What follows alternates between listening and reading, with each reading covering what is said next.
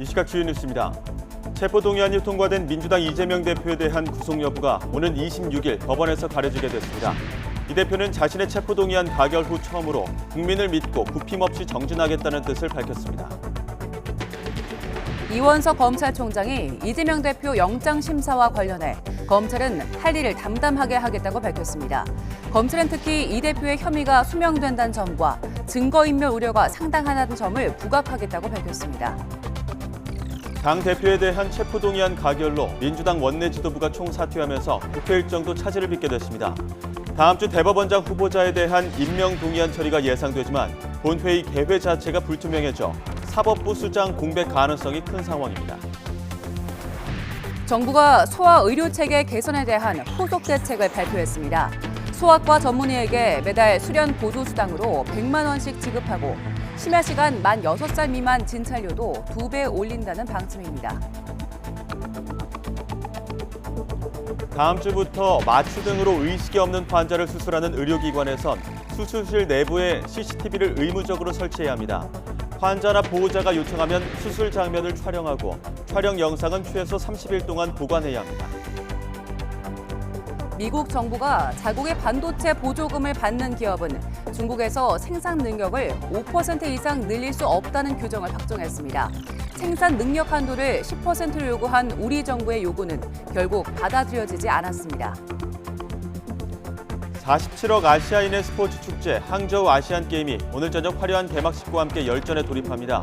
우리나라는 금메달 50개를 목표로 하고 있습니다. 미국 대선 경합지 가운데 한 곳이자 첫 예비선거가 열리는 뉴햄프셔에서 조 바이든 미국 대통령이 트럼프 전 대통령을 앞서는 걸로 조사됐습니다. CNN 방송은 바이든 대 트럼프 가상 대결에서 52대 40으로 바이든 대통령이 12%포인트 앞섰다고 보도했습니다. 시청자 여러분 안녕하십니까? 굿모닝 YTN 3부 이어갑니다. 국회에서 체포동의안이 가결된 더불어민주당 이재명 대표의 구속영장 심사 날짜가 오는 26일로 잡혔습니다. 이번 심사는 2년 동안 이어진 이재명 대표 수사의 시험대격인 만큼 검찰은 이 대표 신병 확보를 위해 총력을 기울이고 있습니다. 송재인 기자의 보도입니다. 서울중앙지방법원이 민주당 이재명 대표 구속영장 실질심사를 오는 26일에 진행하기로 했습니다. 예정대로 심사를 마친다면 이 대표의 구속 여부는 늦어도 다음 날 새벽쯤에는 결정될 전망입니다. 심사에서는 백현동, 대북송금 의혹과 관련한 배임, 제3자 뇌물, 외국환거래법 위반과 위증교사 혐의까지 4개 혐의의 소명 여부와 사안의 중대성, 증거인멸 우려가 심리됩니다. 신문을 맡은 유창훈 영장전담 부장판사는 과거 민주당 전당대회 돈봉투 의혹의 핵심으로 꼽히는 실무진을 잇따라 구속했지만 현직 의원 신분 피의자인 이성만 의원과 50억 클럽 의혹을 받는 박영수 전 특별검사의 첫 구속영장은 상세한 사유와 함께 기각했습니다. 구속심사 결과에 따라 2년째 이어온 이 대표 수사의 정당성과 남은 수사 동력이 좌우되는 만큼 검찰은 준비 작업에 전력을 다하고 있습니다. 두 검찰청 수사팀이 법원에 미리 보낸 상세 구속의견서 분량만 모두 1,200쪽에 달하는데 검찰 관계자는 의견서에 담긴 관계자 진술과 물증을 고려하면 혐의 소명을 100% 자신한다고 강조했습니다. 이 대표의 위증교사 혐의와 이화영 전 경기도 평화부지사 재판 과정에서 불거진 측근들의 사법 방해 의혹까지 향후 증거인멸 가능성은 명약관화하다며 특히 거대 야당 대표라는 지위를 증거인멸에 활용할 가능성이 크다는 점을 심사에서 부각할 거라고 설명했습니다. 제가 더 보탤 말씀이 없이 저희들 검찰에서 할 일만 담담하게 하도록 하겠습니다. 반면 이 대표는 검찰 수사 근거가 진술뿐이라 반박하며 방어권 보장과 도주 우려가 없다는 점을 내세워 불구속 필요성을 역설할 것으로 보입니다. 증거란 하나도 제시하지 못했고 그런 형식적인 질문을 하기 위해서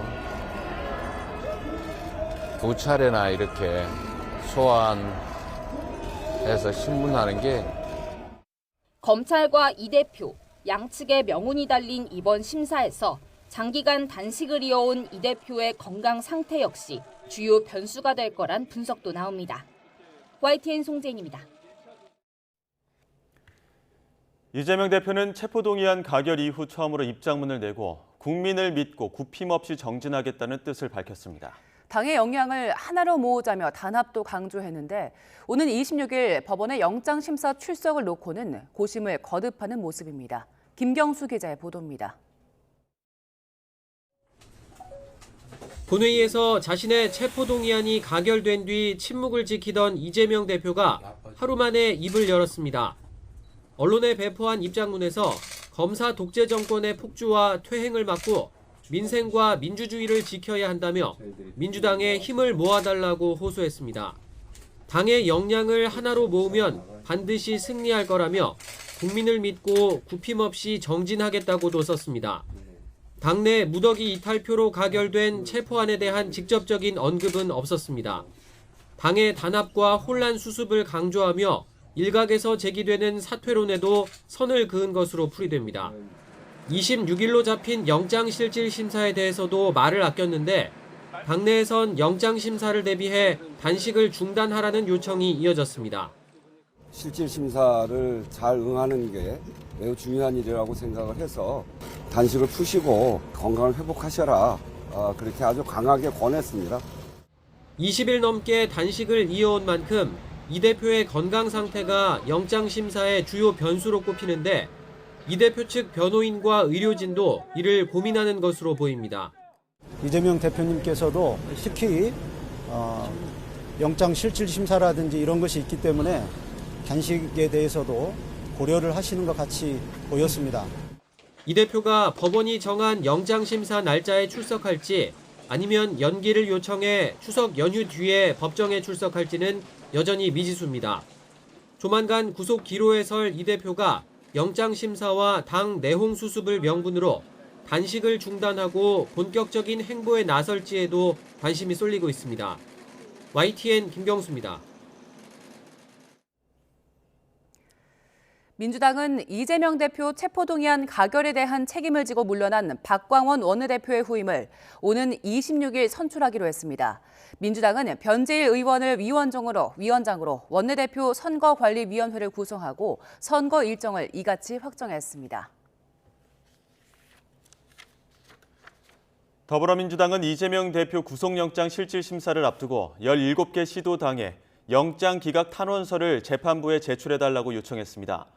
민주당 조정식 사무총장은 전국 시도당에 보낸 공문에서 부당한 구속영장 청구 기각의 뜻을 재판부에 전달하고자 한다며 탄원서 제출 방법을 안내했습니다.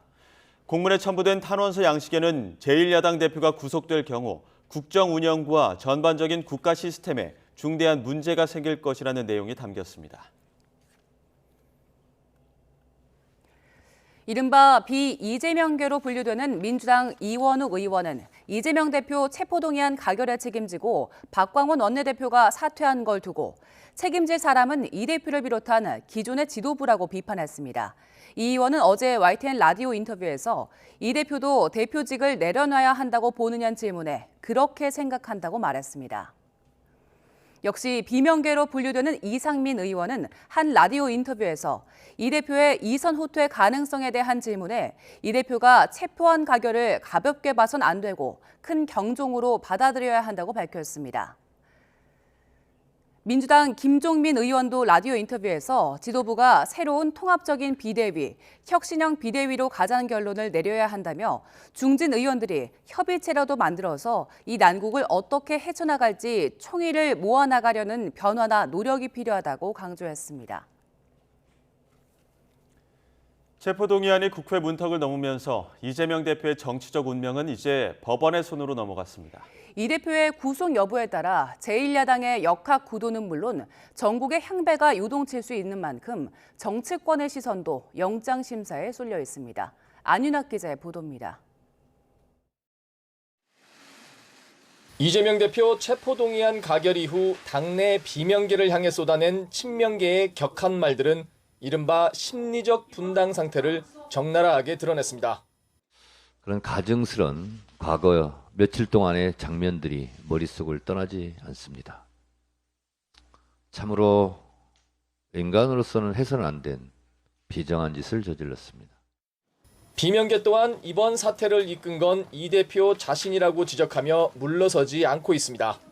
불체포 특권 포기 안 되겠다는 건 이재명 당대표의 대선 공약이었고요. 예. 그다음에 6월 교수단체 대표연설 때 그때 불체포 특권 포기를 선언을 했는데 체포한 가결로 민주당은 방탄의 늪에선 몸을 뺄 수 있었지만 극심한 내분과 혼란을 극복해야 하는 적지 않은 과제를 떠안았습니다.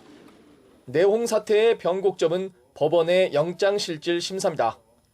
만약 이 대표가 구속되는 사상 초유의 사태가 벌어진다면 이재명 체제는 더 이상 버티기 어렵다는 게 대체적인 시각입니다. 물론 이 대표는 설령 구속되더라도 사퇴하지 않고 당 지도부를 유지하겠다는 의지가 강합니다. 결사항전을 외치며 옥중공천을 강행할 수도 있다는 얘긴데 과연 그게 당에 도움이 될지에 대해선 비판적 시각이 적지 않습니다. 아니 무슨 독립운동하다가 저 교도소 간 것도 아닌데 그냥 뭐 이렇게 옥중 뭐를 하겠다. 이거는 제가 볼 때는 진짜 강짜죠. 특히 온건 성향의 지지자들과 중도층이 민주당에 등을 돌려 총선을 앞둔 당 지지율이 하락세를 면치 못할 경우 친명계 의원들의 민심도 흔들릴 수밖에 없습니다. 반대로 구속영장이 기각된다면 이 대표가 전화위복의 기회를 잡을 수도 있습니다. 검찰의 무리한 수사가 증명됐다는 논리로 역공을 펴면서 내홍을 수습하고 단일대오 체제를 공고히 할 수 있는 여지가 생기는 겁니다. 다만 이 대표가 체포한 표결 전날 부결을 호소하면서 단식의 명분을 잃고 체포한 가결로 리더십마저 큰 상처를 입은 만큼 당내 입지가 예전만 못하리라는 분석도 적지 않습니다. 투표 하루 전날 네. 이재명 대표 페이스북 있지 않습니까? 예, 저도 SNS? 비판했어요. 예. 왜 이리 찌질한 짓을 하느냐. 그거는 이재명 대표가 정말 명분실리 다 이런 아주 어리석은 짓이었어요. 구속영장이 발부돼 회복되기 힘든 정치적 치명상을 입을지 아니면 기각을 받아내 전열을 다시 가다듬을 계기를 마련할지 이 대표가 또 한 번 정치적 갈림길에 섰습니다. YTN 안윤학입니다. 윤석열 대통령은 미국 뉴욕에서 4박 6일간 부산 이즈 레디를 외치며 엑스포 외교 총력전을 펼쳤습니다. 러시아와 북한의 무기 거래에 직격탄을 날렸고 새로운 디지털 질서도 정리 발표했습니다. 윤 대통령의 뉴욕 일정 조은지 기자가 보도합니다.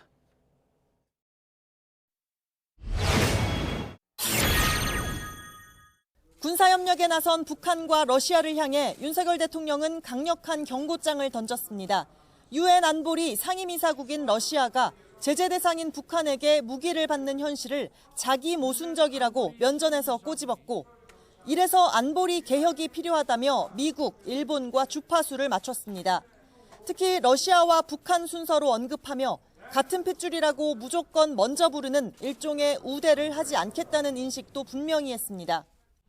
러시아와 북한 군사 거래는 우크라이나뿐만 아니라 대한민국의 안보와 평화를 직접적으로 겨냥한 도발이 될 것입니다. 새로운 디지털 질서가 필요하다고 지난 1년 국제무대에서 수차례 강조했던 윤 대통령은 그 완결판인 디지털 권리장전을 발표했습니다. 디지털 격차가 곧 경제 격차인 만큼 이를 방치해선 안 되고 누구나 누리도록 기회도 보상도 보장해야 한다는 내용이 핵심입니다. 특히 가짜뉴스는 실존적 위협이라며 엄정한 대책도 주문했습니다. 규제 시스템이 만들어지고 유지되어야 합니다. 가짜뉴스의 확산을 막지 못한다면 자유민주주의가 위협받고 윤 대통령은 193개 정상이 찾은 유엔을 무대로 2030년 부산 엑스포 외교전에 그야말로 올인했습니다. 닷새 동안 무려 41개 나라와 만났는데 아세안과 G20 기간까지 합치면 윤 대통령은 9월 한 달에만 양자회담 60여 개, 다자회담 10여 개를 소화하며 그야말로 회담 기계처럼 강행군했습니다. 대통령실은 이런 정상회담의 양과 속도는 지난 100년간 세계 외교사에 없었던 일이라고 강조했습니다. 전 세계와 소통하는 엑스포 외교 총력전은 글로벌 중추국가를 추구하는 윤석열 정부의 기조를 함축했다고 그 의미도 설명했습니다. 뉴욕에서 YTN 조은지입니다. 러시아가 북러 군사 협력에 대해 경고한 윤석열 대통령의 유엔 총회 기조연설을 두고 양국 관계에 심각한 손상이 될 것이라고 주장했습니다. 현지 시간 23일 스푸트니크 통신에 따르면 안드레이 루덴코 러시아 외교차관은 이도훈 주 러시아 한국 대사에게 윤석열 대통령의 유엔 총회 연설 중 러시아에 대한 비우호적 발언을 주목한다며 이는 러시아와 한국 관계에 심각한 손상을 가하는 것이라고 말했다고 러시아 외교부가 밝혔습니다. 루덴코 차관은 또 불행하게도 한국은 추측에 기반해 러시아에 대한 정책을 수립하는 것을 선호하는 것으로 보인다며 이는 양국 협력 발전에 비우호적 환경을 조성하고 실망을 야기한다고 덧붙였습니다.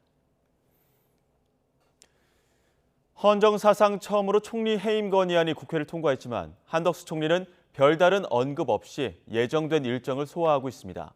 공은 이제 윤석열 대통령에게 넘어갔는데 대통령실은 이번 해임 건의안을 정치 공세로 보고 있어 수용 가능성은 적어 보입니다. 이승배 기자의 보도입니다.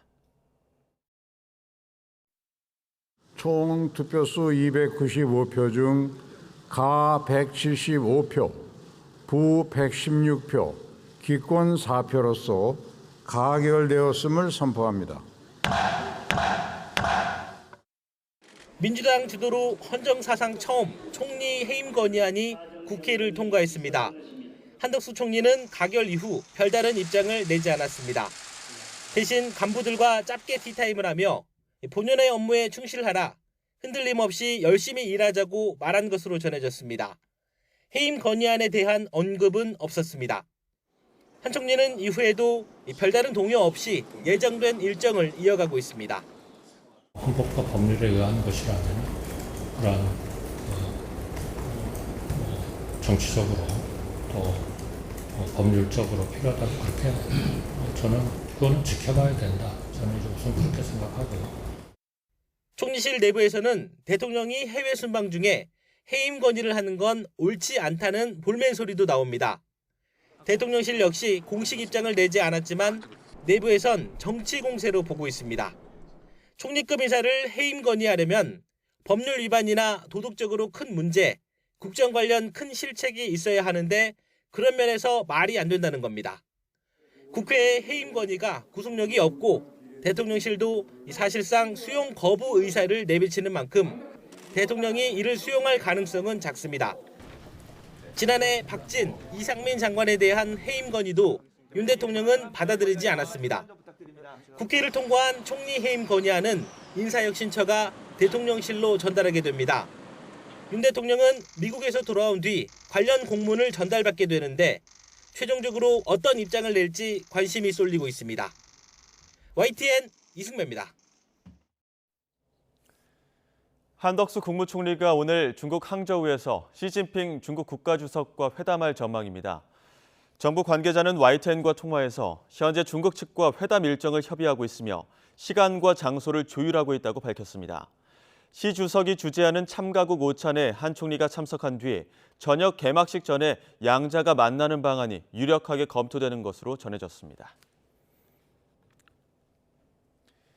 2019년 이후 중단된 한일중 정상회의를 준비하기 위한 고위급 협의가 오는 26일 서울에서 열립니다. 한미일과 북중러의 신냉전 역학구도가 짜이고 있는 가운데 한중일 정상의 만남을 계기로 경색된 한중 관계가 풀릴지 주목됩니다. 신현준 기자의 보도입니다. 한일중 정상회의는 동아시아의 평화와 세 나라의 경제협력, 관계 개선을 위해 2008년 시작해 지금까지 8차례 열렸습니다. 하지만 코로나19와 한일 관계 악화로 2019년 12월 이후 중단됐는데 재개를 논의하는 고위급 회의가 오는 26일 서울에서 열립니다.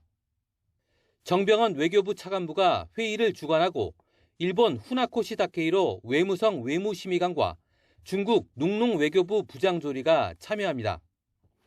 고위급 회의 전날에는 한일중 부국장급 회의도 열릴 예정입니다. 3국 간 협력 협의체 추진과 관련된 제반 사항, 3국 정부 간 협력 현황과 추진 방향 등이 집중적으로 논의될 예정입니다. 그동안 소원했던 한중 관계는 올해 들어 고위급 교류가 본격화되면서 급물살을 타고 있습니다. 한일중 정상회의가 열리면 해빙 무드의 기폭제가 될 전망입니다. 박진 외교부 장관은 지난 7월 왕이 중국 외교부장을 만나 한일중 정상회의에 물꼬를 텄고 윤석열 대통령도 최근 아세아 정상회의에서 일본과 중국의 지지를 확보했습니다. 리창 총리와 기시다 총리는 한중일 정상회의 재개에 대한 지지 의사를 표명하였습니다. 한국은 의장국으로서 한중일 정상회의 개최를 적극 추진해 나갈 것입니다. 시기는 연말이나 내년 초가 될 전망인데 구체적 일정 조율을 위해 한일중 장관의 만남도 머지않아 이뤄질 전망입니다. 미국 중심으로 뭉쳐지고 있는 한국과 일본의 구도를 흔들기 위해서는 중국이 한중일 구도의 플랫폼을 이용하는 것이 나름 효과가 있을 것이라는 기대가 작용하는 거죠. 북러 무기거래 밀착에 중국이 거리를 두는 등 신냉전 속 외교 지형이 다변화 양상을 보이는 가운데 한중 관계가 개선의 물살을 탈 수 있을지 관심이 커지고 있습니다. YTN 신현주입니다. 다음 주부터 마취등으로 의식이 없는 환자를 수술하는 의료기관에서는 수술실 내부에 CCTV를 의무적으로 설치해야 합니다. 수술받는 환자나 보호자가 요청하면 수술 장면을 촬영하고 촬영한 영상은 최소 30일간 보관해야 합니다. 보건복지부는 이런 내용을 담은 개정의료법이 오는 25일부터 시행된다고 밝혔습니다. 개정법에 따라 CCTV를 설치한 의료기관은 수술 장면 촬영이 가능하다는 것을 환자에게 미리 알려야 하고 환자나 보호자가 촬영을 요청할 수 있도록 요청서를 제공해야 합니다. 이를 어기면 500만 원 이하 벌금형을 받게 되고 영상을 임의로 제공하거나 노출, 변조, 훼손하면 5년 이하 징역, 5천만 원 이하 벌금형에 처할 수 있습니다.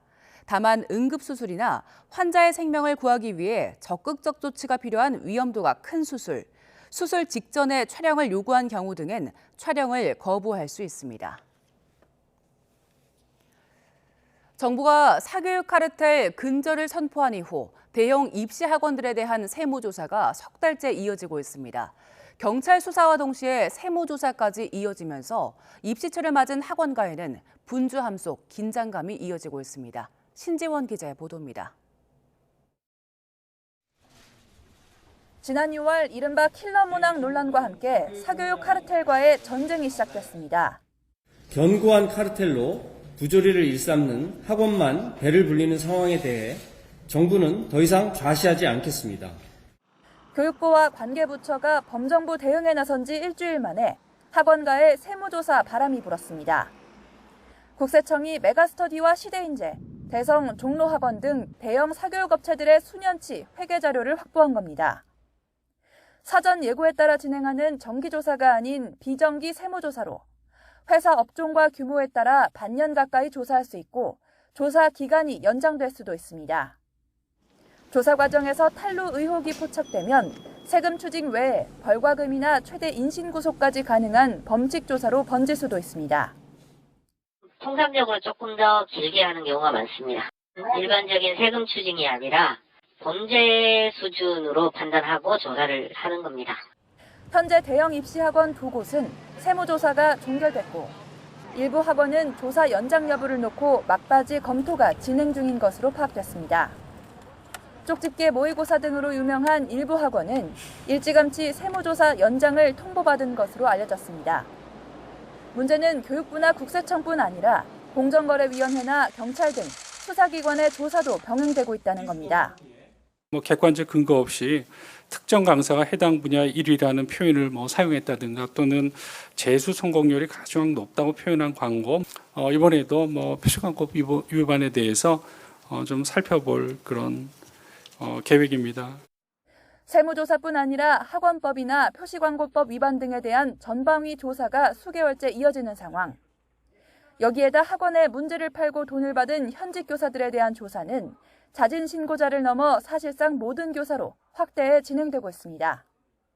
수사와 세무조사 등 전방위 압박이 이어지는 가운데 입시를 앞둔 학원가는 분주함 속에 긴장감이 이어지고 있습니다.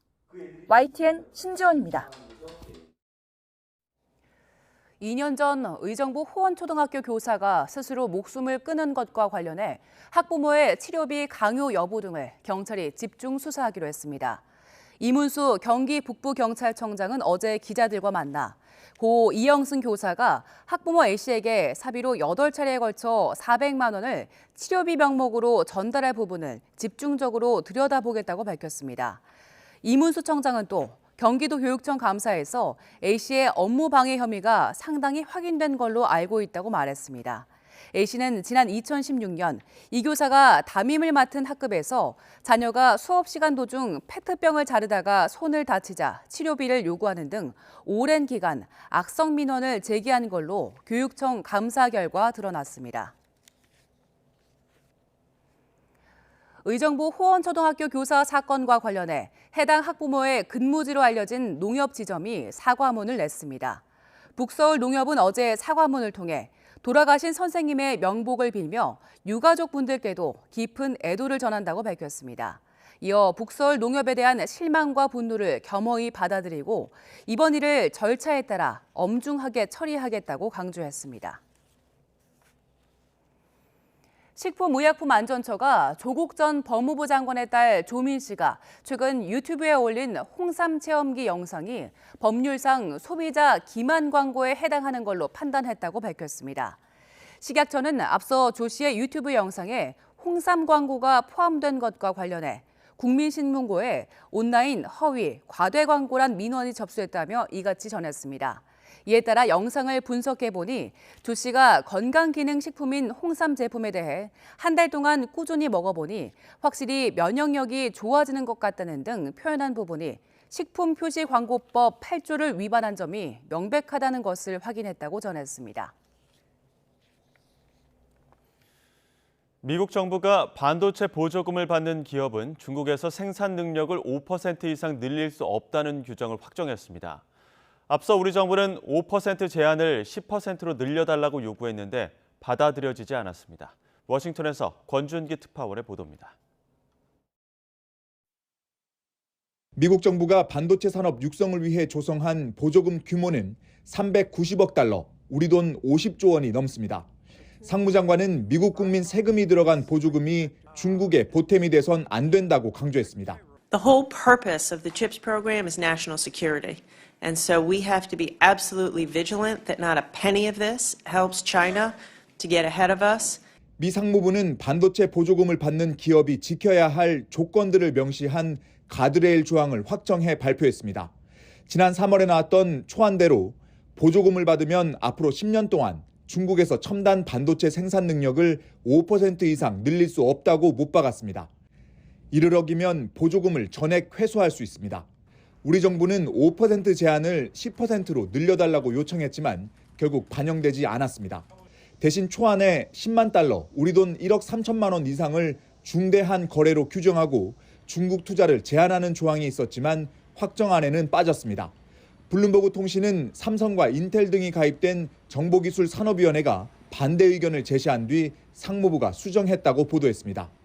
5% 제한 규정도 애초 물리적 공간과 장비가 모두 해당됐지만 확정안에는 장비가 빠져 사실상 증산도 가능할 것으로 관측됩니다. 이 때문에 최근 화웨이의 7나노폰 출시 이후 미국이 규제를 더욱 옥죄할 것으로 관측했던 기업들은 가슴을 쓸어내리는 분위기입니다. 미국 정부는 삼성과 SK 하이닉스에 1년 유예를 적용했던 반도체 장비 수출 규제에 대해서도 조만간 연장 여부를 발표할 예정입니다. 워싱턴에서 YTN 권중기입니다. 미국 자동차 노조가 파업 일주일이 되도록 협상에 진전이 없다며 파업 확대를 선언했습니다. 시온 페인 전미 자동차 노조 위원장은 조합원들에게 보낸 영상 메시지에서 파업 참가 사업장을 20개 주에 걸쳐 있는 38개 부품 공급센터로 확대한다고 밝혔습니다. 다만 포드는 협상 타결에 진지하게 임하고 있다며 파업 확대 대상은 제너럴 모터스와 크라이슬러 모회사인 스텔란티스에 국한된다고 설명했습니다. 미국에서 지난 5월 불법 이민자 즉시 추방 정책이 폐지된 뒤 중남미로부터의 불법 이민이 급증하고 있습니다. 트럼프 전 대통령은 불법 이민을 막기 위해 해외 주둔 병력까지 투입하겠다고 밝히는 등 초강경 대응을 예고하고 나서 선거 쟁점이 될 전망입니다. 류재복 기자의 보도입니다. 거대한 장벽으로 나뉜 두 나라. 공터에 모인 사람들은 모두 멕시코에서 미국으로 건너가려는 이민자입니다. 절차를 제대로 밟지 않았기 때문에 장벽을 넘기 위해선 하염없이 기다려야 합니다. 그 기다림의 대열에 합류하려면 우선 강을 건넌 뒤 철조망을 통과해야 합니다. Queremos pasar por un mejor futuro, porque hemos pasado mucho trabajo por el camino, maltrato, hambre, sufrimiento. 불법 이민은 지난 5월 불법 이민자 즉시 추방 정책이 폐기된 뒤 크게 늘었습니다. 6월엔 10만 명이 채 되지 않았는데 지난달엔 18만 명까지 증가했습니다. 이민자들이 주로 이용하는 텍사스 이글 패스에는 하루 9천여 명이 리오그란데 강을 건너고 있습니다. Y fue junio y julio que hubo calma y a finales de agosto se empezaron a volver a ver y ahí se empezaron a ver estas nuevas nacionalidades, ¿no? 재임 시절 이민을 막기 위해 장벽까지 설치했던 트럼프 전 대통령은 더욱 강력한 이민 억제 정책을 예고했습니다. 해외에 주둔하고 있는 병력 수천 명을 불러들여 국경 차단에 투입하겠다는 것입니다. Upon my inauguration, I will immediately terminate every open borders policy of the Biden administration. We'll get it back. 올해 난민 신청자는 최근 10년 사이 가장 많을 것으로 보입니다. 이민을 바라보는 미국인 인식이 크게 갈리고 있어서 내년 대선에서 이민 문제는 또다시 논란거리가 될 전망입니다. YTN 유재복입니다. 미국 대선의 경합지 가운데 한 곳이자 첫 예비 선거가 열리는 뉴햄프셔에서 조 바이든 미국 대통령이 도널드 트럼프 전 대통령을 앞서는 것으로 조사됐습니다. CNN은 뉴햄프셔 유권자 2,000명을 대상으로 조사한 결과 바이든 대 트럼프 가상 대결에서 52대 40으로 바이든 대통령이 12%포인트 앞섰다고 보도했습니다. 바이든 대통령은 론 디센티스 플로리다 주지사를 비롯한 나머지 공화당 경선 주자들과의 대결에서도 두 자릿수 이상의 격차로 이겼습니다. 다만 바이든 대통령과 트럼프 전 대통령 모두 유권자들에게 큰 호감을 사지는 못해 응답자 62%는 트럼프가 당선될 경우 실망할 것이라고 답했고 56%는 바이든 대통령 당선이 실망스러울 것이라고 반응했습니다. 조 바이든 미국 대통령이 총기 사고 예방을 위한 대응기구 설치를 공식 발표했습니다. 바이든 대통령은 연설에서 백악관에 사상 처음으로 총기 폭력 대응을 위한 사무실을 설치하게 된 것을 발표하게 돼 자랑스럽다고 밝혔습니다. 바이든 대통령은 총기 난사가 발생할 때마다 우리에게 전해지는 메시지는 뭐라도 하라는 것이라며 총기로 인한 비극을 막고 생존자와 유가족의 상처를 치유하기 위해 뭐라도 해야 한다고 강조했습니다. 수서에서 동탄까지 이어지는 GTX A 노선이 내년 4월 개통을 목표로 시범 운전에 들어갔습니다. 오는 2028년 모든 노선이 완공되면 수도권에서 서울 도심까지 이동 시간이 30분 내로 획기적으로 단축될 걸로 기대됩니다. 윤혜리 기자의 보도입니다. 막차가 모두 끊긴 새벽녘 수서역에 지하철 한 대가 유유히 들어옵니다. 파주 운정역에서 시작해 서울역을 지나 동탄역까지 이어지는 수도권 광역급 행철도 GTX A 노선 차량입니다. 이번 달부터 수서역부터 동탄역까지 40km 구간 시범 운전을 시작했습니다. 국민들이 정말 이제나 저제나 기다리고 있기 때문에 시운전 예정대로 잘 성공적으로 수행해서 적게 개통해 주시기를 바랍니다. 승객 정원은 모두 1,062명. 정원을 다 채워도 안전에 문제가 없는지 확인하기 위해 칸마다 1.5톤짜리 물탱크를 여러 대 실었습니다. 수서역부터 동탄역까지 이동 시간은 단 20분입니다. 최고 시속 180km로 일반 지하철보다 2배 가까이 빠르지만 소음과 진동은 적다는 게 장점입니다. 승차감이나 안정감이 생각보다 잘 갖춰진 것 같아서 우선 마음은 놓입니다만은 제가 전문가가 아니기 때문에 전문가들과 더 많은 분들이 좀 깐깐하게 우리 시운전 동안 점검해 주기를 바라는 마음입니다. 요금은 아직 정해지지 않았지만 지하철 기본 요금에 별도 운임 요금 1,600원, 5km당 추가 요금 250원이 붙는 방안이 유력합니다. 내년 4월 수서에서 동탄 구간이 먼저 개통되고 하반기에는 파주 운정에서 서울역까지 노선이 확대됩니다. 오는 2028년 전 노선이 완공되면 수도권에서 서울 도심까지 30분 내 생활권이 형성될 것으로 기대됩니다. YTN 윤혜리입니다.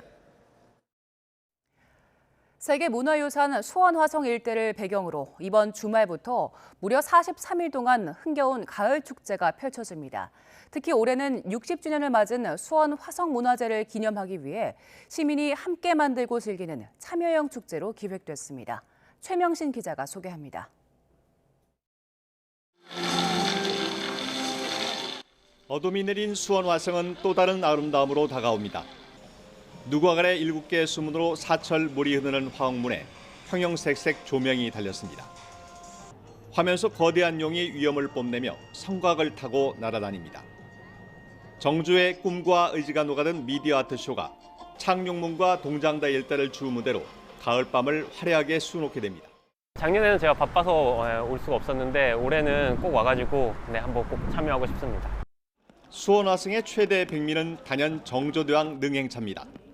서울 창덕궁에서 출발한 59km 구간의 능행차엔 장수와 관리, 군사 등 2천여 명이 참가해 장관을 이루게 됩니다. 힐링폴링 수원 화성은 지난해 100만 명이 넘는 관광객이 찾을 정도로 수원을 대표하는 축제 브랜드로 자리매김했습니다. 올해도 이번 주말 세계유산 축전을 시작으로 미디어 아트, 수원 화성 문화제, 정조대왕 능행차까지 무려 43일 동안 축제 4개가 잇따라 이어집니다. 특히 올해 60도를 맞은 수원 화성문화제를 기념해 시민 참여를 크게 늘린 게 눈에 띕니다. 올해 한갑을 맞으신 60여 명의 시민들이 직접 행용 홍시 역할을 하면서 무대에 오릅니다. 그리고 2천여 명의 시민들이 참여하는 시민 퍼레이드, 또 재연 행렬, 길놀이도 선보일 예정입니다. 힐링폴링 수원 화성이 대한민국 대표 축제를 넘어 세계인의 축제로 도약을 꿈꾸고 있습니다. YTN 최명신입니다. 영화 1947 보스턴에서 손기정 선수 역할을 맡은 하정우 배우가 데뷔 20주년을 맞았습니다. 하 배우는 연기 인생의 마라톤에서 3분의 1 지점을 막 지났을 뿐이라며 배우와 감독으로 부지런히 달려가겠다고 말했습니다. 홍상희 기자가 하정우 배우를 만났습니다.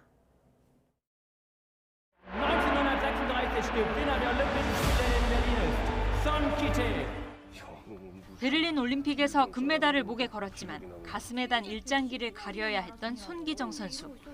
해방 후 지도자가 되어 보스턴 국제마라톤 대회에 출전해 서윤복 선수와 기적을 이룬 손기정 선생의 삶이 영화에 담겼습니다. 배우가 캐릭터를 만났을 때 연기 출발점은 자기 자신에서 출발을 하는데 이번에는 손기정 선생님을 생각을 많이 했었어요. 이런 상황에서 어떠셨을까? 어떤 감정이셨을까? 추격자, 국가대표를 거쳐 천만영화 암살과 신과 함께까지 꾸준한 작품 활동으로 지난 2018년 송강호 배우에 이어 최연소 누적 관객 1억 명을 돌파하기도 했습니다. 벌써 데뷔 20주년을 맞았지만 하정우 배우는 연기 인생의 마라톤에서 아직 가고 싶고 가야 할 길이 멀다고 말합니다. 3분의 1 지점이다라고 생각을 하는데 또 어떻게 보면은 반 터닝 포인트가 지났다. 이제 뭐 그런 생각도 들고 아직 잘 모르겠어. 더 뛰어봐야 될 것 같아요. 2002년 데뷔 이후 줄곧 선두그룹에 서 있었지만 때로는 넘어질 때도 낙심할 때도 많았습니다. 매번 위기는 찾아오죠. 더한 일이 도리어 이 정도 일로 나에게 찾아와줘서 감사합니다라고 제가 고백을 하는 것 같아요. 그러면 이상하게 그 고백이 정말로 좋은 감정으로 이어지게 되는 것도 많이 경험을 했었던 것 같아요. 작품마다 밀도 있는 연기를 펼치면서도 언젠가 만났을 법한 현실적인 캐릭터를 만들어낼 수 있었던 데는 걸으며 관찰하고 기록하는 습관이 도움이 됐습니다. 매너리즘에 빠질 때면 프란시스 포드 코폴라 감독의 대부를 보며 영화를 꿈꿨던 초심을 돌이켜본다는 하정우의 꿈도 그곳에 있었습니다. 대부 같은 영화를 꼭 만들고 싶거나 만들고 싶다. 제가 배우로든 연출이든 대부 같은 그런 대서사시를 그러한 작업에 참여하고 싶어요. 영화가 피를 끓게 한다는 영화인 하정우는 범상치 않은 연출을 선보였던 2013년 롤러코스터와 2015년 허삼관을 거쳐 인간의 욕망과 양면성을 그린 세 번째 연출작 로비를 선보일 계획입니다. YTN 홍상입니다.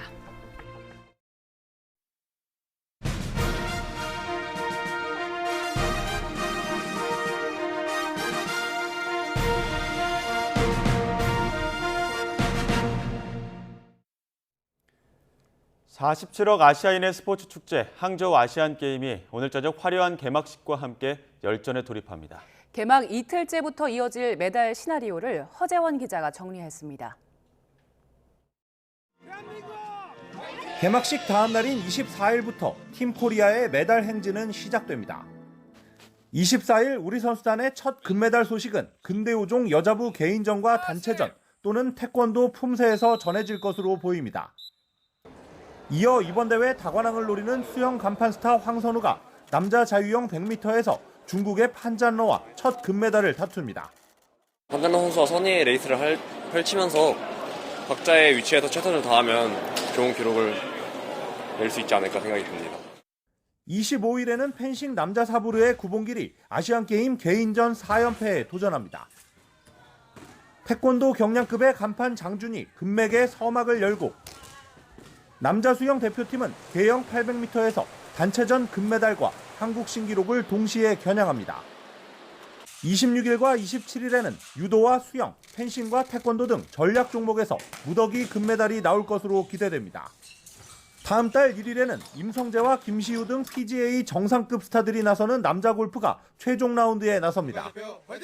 다이아몬드 리그 파이널 우승에 빛나는 우상혁은 4일 라이벌 바르심과 높이뛰기 정상을 다툽니다.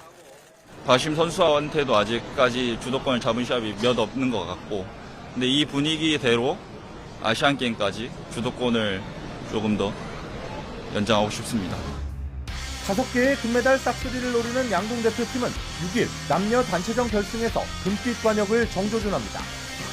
개막 하루 전인 7일에는 야구와 축구 등 구기 종목 결승전이 펼쳐지고 배드민턴 여제 안세영이 여자 단식에서 금빛 피날레를 장식할 것으로 기대됩니다. 중국 항저우에서 YTN 허재원입니다.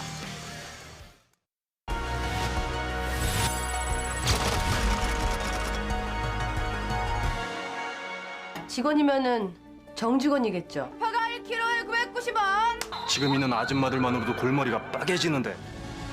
나 포기 안 할 거거든.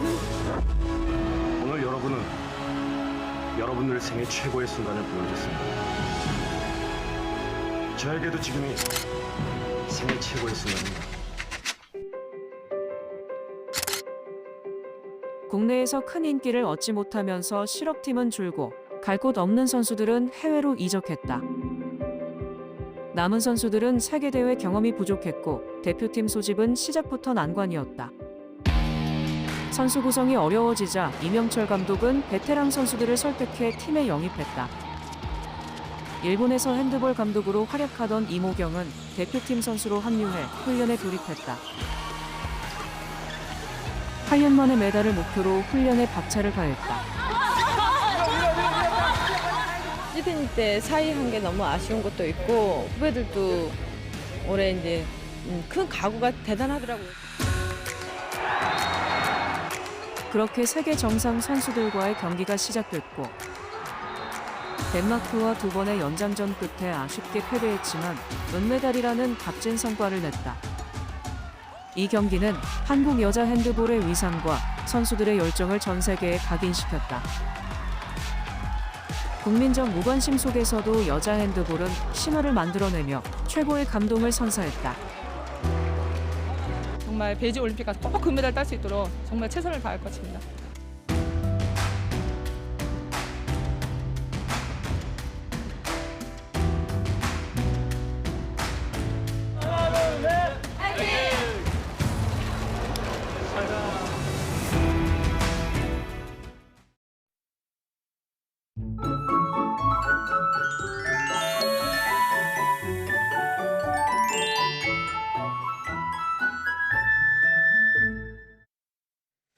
절기 추분입니다. 현재 서울 기온은 16.5도로 서늘한데요. 하지만 낮에는 기온이 크게 오릅니다. 서울과 전주가 27도까지 올라서 덥겠습니다.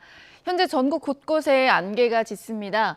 200m 앞도 내다보기가 힘든데요. 오전까지 이어지니까 안전운전 해주시길 바랍니다. 이 안개는 기온이 오르면서 사라지겠고 점차 맑아지겠습니다. 영동 지방만 오늘 오후부터 밤사이 비가 조금 올 것으로 보입니다. 현재 기온 살펴봅니다. 춘천이 14.6도, 대구가 15.6도고요. 낮 기온은 서울이 27도, 대구가 25도로 예상됩니다. 다음 주 수요일에는 중부지방을 중심으로 비 예보 들어있습니다. 날씨였습니다. 굿모닝 YTN 마칩니다. 잠시 후 YTN 뉴스와이드가 이어집니다. 시청해주신 여러분 고맙습니다.